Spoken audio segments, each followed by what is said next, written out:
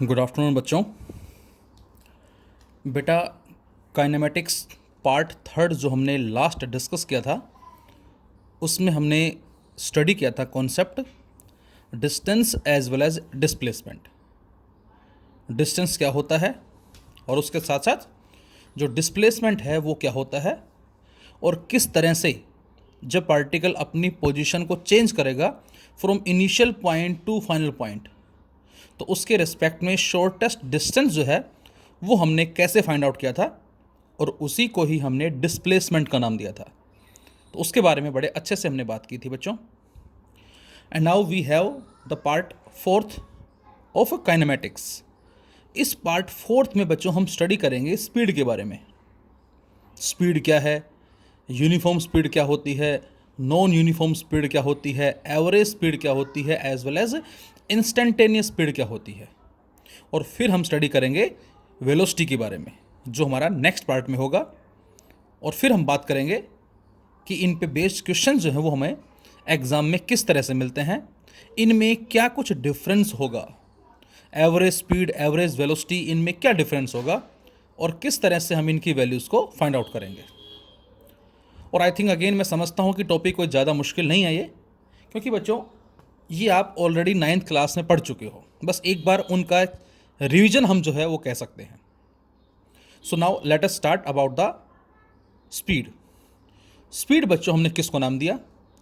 तो आंसर है कि स्पीड जो है किसी भी ऑब्जेक्ट की मोशन के दौरान जो हम फाइंड आउट करते हैं वो फाइंड आउट करते हैं बेटा कि उस ऑब्जेक्ट ने टोटल पाथ लेंथ कितनी अचीव की है, या ये कहें उसने कितना टोटल डिस्टेंस अचीव किया है विद इन टाइम टेकन, उसने उस डिस्टेंस को अचीव करने में कितना टाइम लिया है। उस रेशो के बिहाफ पे ही हम फाइंड आउट करते हैं बच्चों क्या, that is speed. So the speed of any object in motion is the ratio of total path length. Total path length means total distance and the corresponding time taken by the object, और उसके corresponding object ने कितना time लिया है। Total path length, total time taken. And we also know that speed is a scalar quantity which having only magnitude but not direction. इसकी direction नहीं होगी बेटा। यदि इसकी डायरेक्शन हो तो इसको स्पीड ना बोल के बच्चों हम वेलोसिटी बोलेंगे, जिसका मैग्नीट्यूड भी है एज वेल एज डायरेक्शन भी है, लेकिन केवल मैग्नीट्यूड है, दिस इज द स्पीड। कोई बच्चा है स्कूटी से जा रहा है या बाइक से जा रहा है 20 किलोमीटर पर आवर की रफ्तार से स्पीड, 30 किलोमीटर आवर की रफ्तार से स्पीड, 45 किलोमीटर पर आवर की रफ्तार से स्पीड। किस तरफ जा रहा है? Along X axis, this is the velocity. किस तरफ जा रहा है? 25 kilometre per hour along Y axis, this is the velocity. तो मतलब डायरेक्शन यदि लग जाए तो उसको हम वेलोसिटी बोलेंगे। तो speed is the ratio of total path length and the corresponding time taken by the object. Now we divide this speed into 4 parts. इस स्पीड को बच्चों हमने 4 कैटेगरीज में है डिवाइड कर दिया है, जिसमें सबसे पहले जो हम डिफाइन करते हैं दैट इज यूनिफॉर्म स्पीड। जैसा कि इसके नाम से ही पता लग रहा है, कांस्टेंट स्पीड। कभी भी ऑब्जेक्ट जो मोशन में है और वो यूनिफॉर्म स्पीड में है तो ज़रा सोचे क्या होगा। आप खुद वीडियो पॉज करके सोचें कि सपोज आप चलते जा रहे हैं एक रोड पे, और आपकी रफ्तार ना तो चेंज हो रही है, मतलब ना तो इंक्रीज़ हो रही है और ना ही डिक्रीज़ हो रही है, तो क्या आप जो ट्रैवल कर रहे हैं डिस्टेंस वो इक्वल होगा with in equal interval of time? तो आंसर होगा यस, क्योंकि हमारी रफ्तार सेम है। तो उस केस में हम हर एक इंस्टेंट पे जो डिस्टेंस ट्रैवल करेंगे बेटा वो हमारा सेम होगा। तो यूनिफॉर्म स्पीड क्या है, वेरिएबल या नॉन यूनिफॉर्म स्पीड क्या होगी, average speed as well as instantaneous speed क्या होगी। और बच्चों इन्हीं पे ही अक्सर हमें एग्जाम में एज वेल एज कंपटीशन में questions as well as numerical जो है वो में मिलते हैं, बात करेंगे हम। So first one is average speed. An object is said to be moving with uniform speed, uniform speed if it cover equal distance within equal intervals of time. कोई भी ऑब्जेक्ट जो है बच्चों वो यूनिफॉर्म स्पीड से जा रहा है, इसका मतलब क्या होगा, इसका मतलब ये होगा कि यदि वो हर एक केस में इक्वल डिस्टेंस अचीव करता है in equal interval of time. जैसे हमने एग्जांपल लिया, हमने पॉइंट्स ले लिए A B C and D और इनके बीच का सेपरेशन ले लिया, ए से बी का 5, बी से सी का 5, सी से डी का 5, और हम जा रहे हैं पैदल सपोज। तो यदि हम पैदल जा रहे हैं बेटा तो 5 किलोमीटर का डिस्टेंस हमने मान लिया कि हम 1 घंटे में अचीव कर रहे हैं। तो ए से बी हम पहुँचे 1 घंटे में, फिर बी से सी हम पहुँचे 1 घंटे में, और फिर सी से डी हम पहुँचे 1 घंटे में पैदल। तो इसका मतलब हम क्या क्या कर रहे हैं, हम इक्वल डिस्टेंस को अचीव कर रहे हैं बच्चों within equal interval of time. So we are moving with uniform speed, यदि बात करते हैं पैदल की। लेकिन हमारे पास साइकिल है तो आई थिंक मैं समझता हूँ साइकिल से वो 5 किलोमीटर डिस्टेंस जो है वो जल्दी अचीव हो जाएगा। डिपेंड करता है कि साइकिल में जो पैडलिंग हम कर रहे हैं वो किस रेट से कर रहे हैं। फिर भी हम एवरेज बात करें तो हम इजीली कंफर्टेबल होकर साइकिल चला रहे हैं, और ये माना बेटा हमने कि उस साइकिल की वजह से हम 5 किलोमीटर का डिस्टेंस 20 मिनट्स में अचीव कर रहे हैं। अगला 5 किलोमीटर वो भी 20 मिनट में, और उससे नेक्स्ट जो 5 किलोमीटर है वो भी 20 मिनट्स में साइकिलिंग से। तो इसका मतलब again we are moving with a uniform speed. और बच्चों स्कूटर या बाइक हमारे हाथ में आ जाए, स्कूटी हमारे हाथ में आ जाए तो कहना ही क्या है, हवाई जहाज नहीं बनानी उसको एक फिक्स रफ्तार से हमें लेके जाना है, क्योंकि हम यहाँ पर बात कर रहे हैं यूनिफॉर्म स्पीड का। तो यहाँ से हम कह सकते हैं क्या बेटा, इस केस में वही 5 किलोमीटर का जो डिस्टेंस है वो आप और जल्दी अचीव कर लेंगे से 7 मिनट्स हमने मान लिया। तो ए से बी आप पहुँचे 7 मिनट में, बी से सी पहुँचे आप 7 मिनट में सपोज, और सी से डी भी पहुँचे आप बच्चों 7 मिनट में। तो इन सभी एग्जाम्पल्स में आपने क्या देखा, आपने ये देखा कि हर एक केस में जो डिस्टेंस है 5 है। फर्स्ट केस की बात करते हैं तो हम 1 आवर में पहुंच रहे हैं, तो हम चल रहे हैं यूनिफॉर्म स्पीड से। यदि हम साइकिलिंग से जा रहे हैं, साइकिल कर रहे हैं, तो उस केस में 20 मिनट से पहुंच पा रहे हैं, ये भी यूनिफॉर्म। हाँ, ये तीनों अलग अलग हो सकती हैं और होंगी, ऑब्वियस है।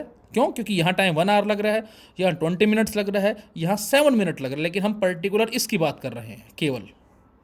इसी तरह से इसकी बात कर रहे हैं। कोई भी इनमें से एक एग्जाम्पल आप ले सकते हैं समझने के लिए।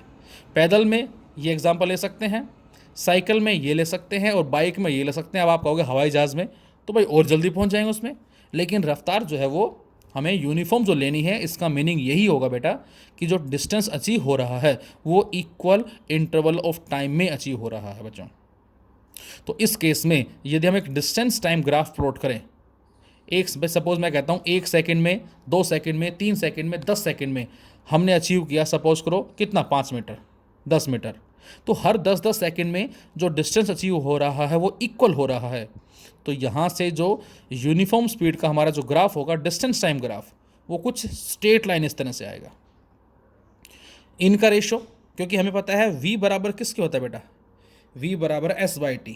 अब ये s ये t सोल्व करें, ये s ये t सोल्व करें, ये s ये t सोल्व करें, सभी का रेशो बराबर आएगा।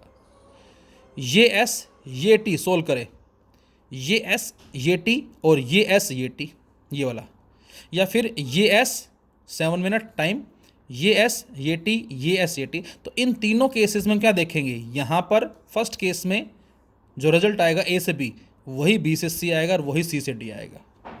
तो हमने जो बात की थी स्लोप के बारे में, slope that is known as tan theta, जो हम फाइंड आउट करते हैं। और इस ट्राइंगल से मैं आपसे कहूँ tan थीटा की वैल्यू क्या होगी। सपोज हमने कहीं भी एक स्मॉल ट्राइंगल कंसिडर किया बेटा और इसको थीटा मान लिया, तो यहाँ से थीटा होगा ये साइड अपॉन ये साइड। अब ये साइड है क्या, s, और ये साइड क्या है, corresponding small time that is speed. इसी ट्राइंगल को यहाँ ले लेते तो यहाँ से भी स्लोप सेम आता। मतलब कहने का ये है बेटा कि हर जगह जो स्लोप है वो सेम है। इट मीन्स जो यहाँ से, इसके बारे में हम आगे भी अच्छे से बात करेंगे हम, और जो यहाँ से जो स्लोप है वो हर जगह सेम है, और स्लोप जो हम फाइंड आउट करते हैं वो tan थीटा के बिहाफ पे फाइंड आउट करते हैं। तो इसका मतलब क्या होगा, यदि स्लोप हर जगह सेम है तो इसका मतलब जो स्पीड होगी वो क्या होगी, सेम होगी। स्लोप सेम, स्पीड सेम, ये बोलेंगे हम।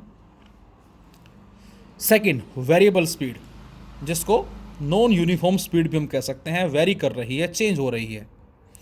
N object is said to be moving with variable speed if it covers equal distances in unequal intervals of time. इस बार उल्टा, क्या डिस्टेंस तो सेम है लेकिन जो उसको अचीव करने का टाइम जो है बेटा वो अनइक्वल है, कम हो सकता है, ज़्यादा हो सकता है। इसका उल्टा भी हो सकता है, क्या अनइक्वल डिस्टेंस हो सकता है in equal intervals of time.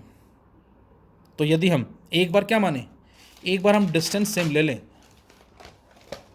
यदि हम एक बार डिस्टेंस सेम ले लेते हैं बेटा, ए से बी का 5 किलोमीटर, बी से सी का 5 किलोमीटर, सी से डी का 5 किलोमीटर, लेकिन इसको अचीव करने में टाइम लगा 10 मिनट्स, इसको अचीव करने में टाइम लगा 15 मिनट्स, इसको अचीव करने में टाइम लगा 18 मिनट्स। तो ऑब्वियस है यदि इस सेम डिस्टेंस को अचीव करने में टाइम 10 लगा फिर 15 मिनट लगा तो स्पीड कम हो गई, डिक्रीज हो गई, और टाइम बढ़ा गया और स्पीड कम हो गई। तो जितना टाइम बढ़ रहा है इसका मतलब क्या होगा, स्पीड घटती जा रही है। और ऐसी स्पीड को हम क्या बोलेंगे, ऐसी स्पीड को बच्चों हम नाम देंगे वेरिएबल स्पीड का।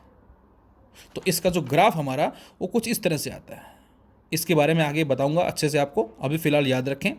हमने शेप ऐसी ही क्यों ली इसके बारे में भी हम बात करेंगे। तो आंसर बेटा स्पीड जो है घट रही है, जो अभी हमने एग्जाम्पल लिया। स्पीड घटने का मतलब, स्पीड घटने का मतलब ये है कि जो स्लोप होगा इस ग्राफ से, जो कि tan थीटा होगा, वो लगातार घटेगा, डिक्रीज होगा। जैसे मैं कहता हूँ यहाँ पर हमने थीटा लिया ये इस तरह से, यहाँ पर थीटा कुछ ये हो जाएगा, तो आपको नज़र आ रहा है साफ कि यहाँ थीटा की वैल्यू ज़्यादा है, स्लोप ज़्यादा है, स्पीड ज़्यादा है। लेकिन अगले केस में थीटा कम हो गया, स्लोप कम हो गया, स्पीड कम हो गई। तो ये जो ग्राफ हमारा होगा बच्चों, ये इस एग्जाम्पल के लिए सूटेबल होगा, जिसमें टाइम बढ़ता गया, स्पीड घटती जा रही है। उल्टा, टाइम सेम है बच्चों लेकिन डिस्टेंस अलग अलग है। हमने माना ए से बी का डिस्टेंस 5 किलोमीटर जो है वो 10 मिनट में अचीव हो रहा है। अब बी से सी हमने मान लिया 3 किलोमीटर, वो अचीव हो रहा है 10 मिनट्स में। और सी से डी का मान लिया बेटा 1.5 किलोमीटर, वो भी अचीव हो रहा है 10 मिनट्स में। तो दोनों में आप देख सकते हैं यहाँ डिस्टेंस सेम है, टाइम अलग अलग, यहाँ टाइम सेम है, डिस्टेंस अलग अलग, दोनों का मीनिंग सेम होगा। क्या, दोनों का मीनिंग एक ही बात से है, दैट इज वेरिएबल स्पीड से दिया गया है। अब बच्चों यदि यहाँ पर हम बात करें इसके रेशियो की, तो इसके रेशियो से हम स्पीड फाइंड आउट करें, सपोज करें, तो इसका ग्राफ कुछ ऐसे भी हो सकता है, जो हमारा डिस्टेंस टाइम ग्राफ। यदि इस ग्राफ की बात करें तो हम बोल देंगे स्पीड जो है वो डिक्रीज हो रही है। इसमें देखें, इसमें ये स्लोप, यहाँ पर ये स्लोप, थीटा लगातार बढ़ गया, थीटा बढ़ने मतलब स्पीड बढ़ गई, तो ये भी वेरिएबल स्पीड को ही रिप्रेजेंट करता है। तो आई थिंक आप समझ गए होंगे, यूनिफॉर्म का मतलब equal distance with in equal interval of time. Variable या नॉन यूनिफॉर्म का मतलब क्या होगा, डिस्टेंस सेम है, टाइम अलग है, टाइम सेम है, डिस्टेंस अलग है, या दोनों अलग हो सकते हैं। बिल्कुल ऐसा भी हो सकता है, डिस्टेंस भी अलग और टाइम भी अलग, उसको भी हम वेरिएबल का ही नाम देंगे। थर्ड, ये हमारी इंपॉर्टेंट है, average speed. So average speed is calculated when the object is moving with variable speed. सबसे बड़ी बात यही है बेटा कि एवरेज स्पीड हम कब फाइंड आउट करते हैं बच्चों। तो आंसर होगा एवरेज स्पीड हम उन क्वेश्चंस में फाइंड आउट करते हैं जहां पर ऑब्जेक्ट जो है वो वेरिएबल स्पीड से जा रहा है। आपने चलना स्टार्ट किया, अपने फैमिली के साथ गाड़ी में बैठ गए आप, और आपने अपना डेस्टिनेशन बनाया सपोज उदयपुर को, और आपने उदयपुर के लिए चलना शुरू कर दिया, और आप चलते गए 1 घंटे में सपोज करो आप बहरोड पहुँचे। नेक्स्ट 1 घंटे में हमने मान लिया आप सपोज कोटपुतली पहुँचे, फिर उसके बाद आगे चलते गए आप जयपुर पहुँचे। तो आपने जो अलग अलग डेस्टिनेशन लिए हैं, चलते गए आप, और अब हमें फाइंड आउट करना है क्या कि एवरेज स्पीड जो है आपके व्हीकल की वो क्या है।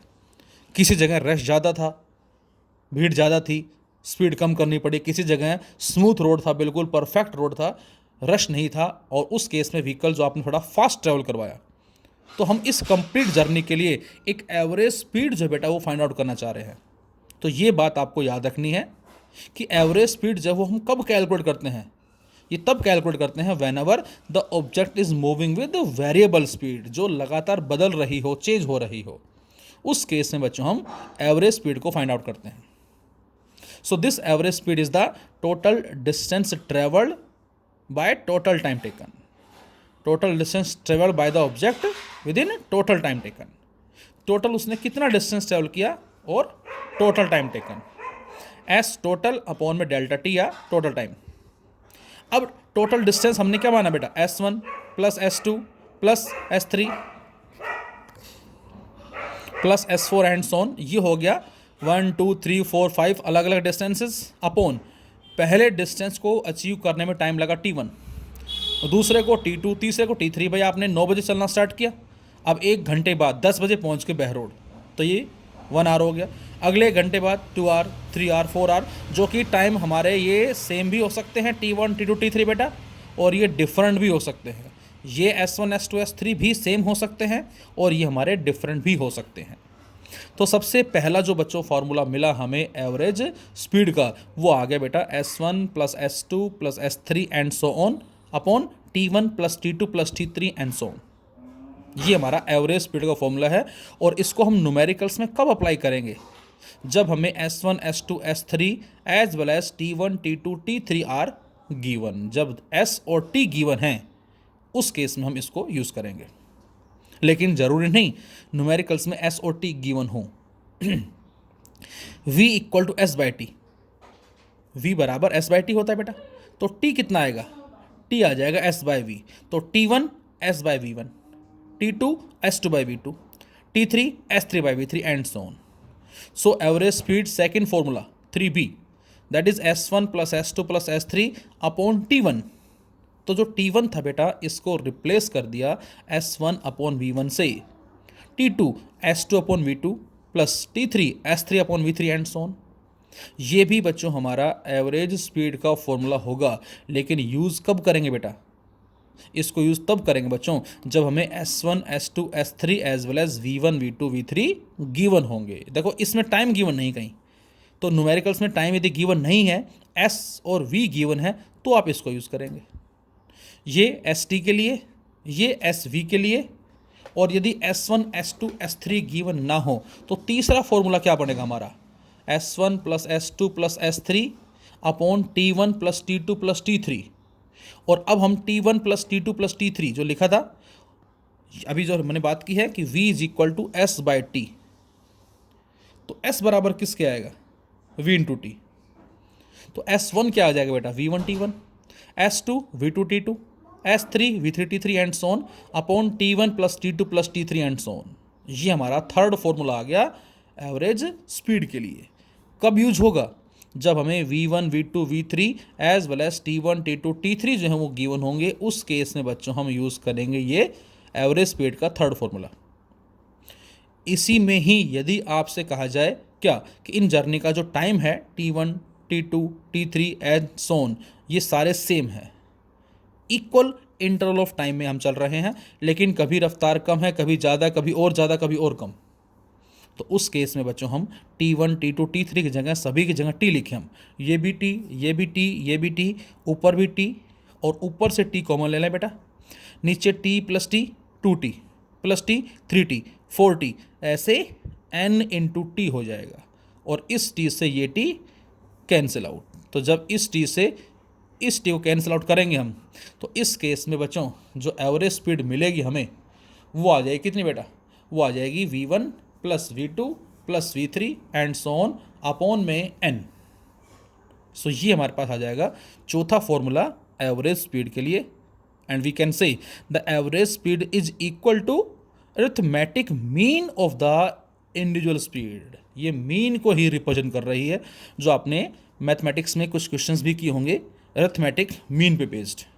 तो ये अरिथमेटिक मीन के बराबर कब आई एवरेज स्पीड, जब टाइम इंटरवल जो है वो सारे बराबर है। And the fourth one is instantaneous speed. Instantaneous the speed of object at any instant. Vehicle चला रहे हैं और व्हीकल में हमारा जो स्पीडोमीटर लगा होता है उससे हम किसी भी इंस्टेंट पे स्पीड मेजर करते हैं। तो इंस्टेंटेनियस स्पीड ये किसी इंस्टेंट की स्पीड को रिप्रेजेंट करती है। लेकिन इसमें एक चीज़ बड़ी इंपॉर्टेंट जो आपको ध्यान रखनी है, क्या? देखें, instantaneous speed of any object is the limiting value of average speed. बच्चों, ये बात बड़ी इंपॉर्टेंट है।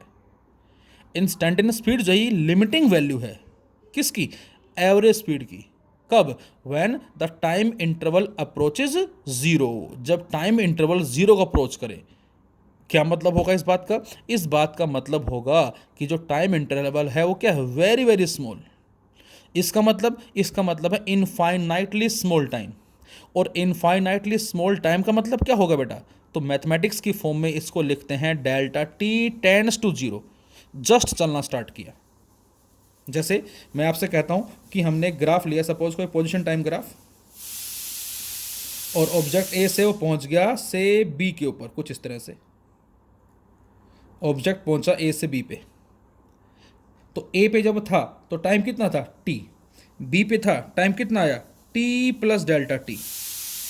तो अब ए से बी तक पहुंचने में कितना टाइम लगा? तो आप बता देंगे भाई यहां पर था सपोज करो 9 बजे, और यहां पहुंच गया वो 9:20 पे। 9:20 हो गए। तो ये 9 और ये 20, ये क्या है बेटा? ये डेल्टा टी है। तो ये डेल्टा टी आ गया।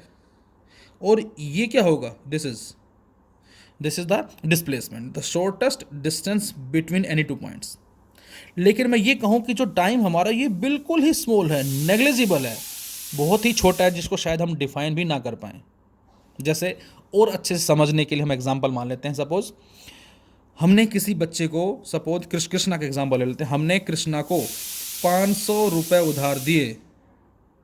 हमने कृष्णा को 500 रुपये उधार दिए, और कृष्णा बोला सर मैं हर मंथ आपके आधे आधे करके पैसे वापस करता रहूँगा। हमने कहा ठीक है भाई, 500 रुपये दे दिए उसने। अब उसने अगले महीने दे दिए 250 रुपये, 250 रुपीज़ दे दिए। 250 उससे अभी और लेने बाकी हैं। नेक्स्ट मंथ उसने इसका हाफ दिया, मतलब 125 रुपये दे दिए, अभी इतने लेने और बाकी हैं। नेक्स्ट मंथ उसने इसका हाफ दिया, अब 125 का हाफ कर दे कितना आ जाएगा? ये आ जाएगा 62 पॉइंट समथिंग, 62 के आसपास आ जाएगा। इतने लेने और बाकी हैं। अगले महीने उसने 31 पॉइंट समथिंग दिया, उससे अगले महीने उसने 15 पॉइंट समथिंग दिया, उससे अगले महीने उसने 7 पॉइंट समथिंग दिया, उससे अगले महीने उसने 3 पॉइंट समथिंग दिया। तो बेटा इस तरह से हिसाब लगाते जाओ आप, पूरी ज़िंदगी चली जाएगी बच्चों, लेकिन कृष्णा हमारे 500 रुपये पूरे के पूरे वापस नहीं देगा। लास्ट में आंसर क्या मिलेगा? 0.00000000 समथिंग, जो कि नियरली इक्वल टू जीरो की भी है, बट नॉट एग्जैक्टली जीरो। तो उस वर्ड को हम बोलते हैं delta T tends to zero, infinitely small. बच्चों, point to be noted here. तो इसको बोलते हैं इनफाइनाइटली स्मॉल। तो यहां से हमने बोला the instantaneous speed of any object is the limiting value of the average speed. ये लिमिटिंग वैल्यू है एवरेज स्पीड की when the time interval approaches zero, जब टाइम इंटरवल क्या हो बेटा? जीरो हो। एवरेज स्पीड हमारी delta X by delta T. Instantaneous speed limiting value delta T tends to zero. और इसका मीनिंग आप मैथमेटिक्स में जो लिमिट्स आती हैं वहां भी स्टडी करेंगे। मैथमेटिक्स में आपके आएंगे लिमिट्स एंड कंटिन्यूटी जो आती हैं, तो जो लिमिट्स का जो चैप्टर होगा वहाँ पर भी इसका मीनिंग आप समझेंगे। तो ये टाइम फिलहाल ये माने कि बिल्कुल ही नेग्लिजिबल है, जो चेंज है ना के बराबर है। तो वी एवरेज की लिमिटिंग वैल्यू, जिसको delta T tends to zero put करना है हमें, या इसको delta X by delta T limit delta T tends to zero भी लिख सकते हैं, या इसको D X by D T भी लिख सकते हैं। और अब आप आई थिंक समझ गए होंगे कि D X by D T होता क्या है बेटा? सोचो जरा। तो D X by D T कुछ और ना हो कि क्या है? In other words we can say this D X by D T is the differentiation of X with respect to T. Time के रेस्पेक्ट में एक्स का डिफ्रेंशिएशन है, डेरिवेटिव है, the first derivative of distance with respect to time. तो इसका मतलब यहाँ पर जो हमारा इंस्टेंटेनियस स्पीड में जो कॉन्सेप्ट यूज होगा बच्चों, वो डिफरेंशिएशन का होगा। इसको मैं फिर से आपको रिवाइज भी कराऊंगा, डिफरेंशिएशन कि किस तरह से हम डिफरेंशिएट करते हैं। लेकिन ये हमने ऑलरेडी मैथमेटिकल टूल्स में स्टडी किया था बेटा, देखो डिफरेंशिएशन अपने आप में बहुत एडवांस है, लेकिन फिजिक्स में जो हम यूज़ करेंगे हम केवल उसके बारे में हमने मैथमेटिकल टूल्स में बात की थी। तो एक बार हम इसको फिर से बता देंगे आपको, ऐसे क्वेश्चन हम स्टार्ट करेंगे तब। तो ये हमारा डिफरेंशिएशन करेंगे, और उसमें जो भी हमें पर्टिकुलर टाइम दे रखा है, भाई आपसे कहा जाए एक्स टी इक्वेशन दे दी और आपसे कहा जाए कि find out the speed when T equal to 5 second 6 second, तो वो इंस्टेंटेनियस स्पीड को ही रिप्रेजेंट करता है, उस पर्टिकुलर टाइम में स्पीड क्या होगी, that is the instantaneous speed. फिलहाल हमने एक क्वेश्चन लिया, छोटा सा इजी क्वेश्चन है, फटाफट से देख सकते हैं आप। A students walks for 1 minute at a speed of 1 metre per second. Student walks for 1 minute at a speed of 1 metre per second and then runs for 1 minute along a speed of 3 metre per second. एक कोई बच्चा है जो चल रहा है 1 minute के लिए 1 मीटर पर सेकेंड की रफ्तार से। अब टाइम दे दिया और v1 दे दी, फिर उसने दौड़ना शुरू कर दिया अगेन 1 मिनट तक, किस रफ्तार से, 3 मीटर पर सेकेंड। अगला टाइम, अगली speed along a straight track, find out average speed of the student. अब यहाँ 2 जर्नी है बेटा, तो average speed s1 plus s2 upon t1 plus t2। अब s1 s2 गिवन नहीं है बच्चों, तो अभी अभी मैंने बताया आपको क्या, v equal to s by T, तो s बराबर किसके आ जाएगा, vt के। सो s1 is v1 t1 plus s2 is v2 t2 और अपॉन t1 प्लस t2। अब v1 आपको कितना दे रखा है बेटा, 1 मीटर पर सेकेंड। t1 कितना है बच्चों, 1 मिनट है। अब यहाँ थोड़ा सा ध्यान रखना है आपको, ये v बेटा हमें 1 मीटर पर सेकेंड में दे रखी है, तो टाइम को भी बच्चों हमें सेकेंड में कन्वर्ट करना होगा, तो 1 मिनट की जगह 60 सेकेंड आ जाएगा, plus v2 3 metre per second, t2 1 minute that again 60 second, और upon t1 plus t2 60 second plus 60 second. इसको आप सोल्व कर लेंगे, हमारा आंसर आ जाएगा 2 metre per second. This is the answer. तो टाइम यहाँ कितना है, दोनों केस में 1 1 है, और एक केस में 1 की रफ्तार है, और एक केस में हमारे पास जो रफ्तार है बेटा वो कितनी, दैट इज 3 की है। तो एवरेज स्पीड जो आएगी उस स्टूडेंट की that is 2 metre per second यहाँ से। So this is about speed, uniform speed, non uniform speed, average speed as well as instantaneous speed. In ST graph, slope gives the speed. If slope decreases, then speed decreases. If slope increases, then speed increases. If slope constant, then speed is constant. That is uniform speed. Thank you.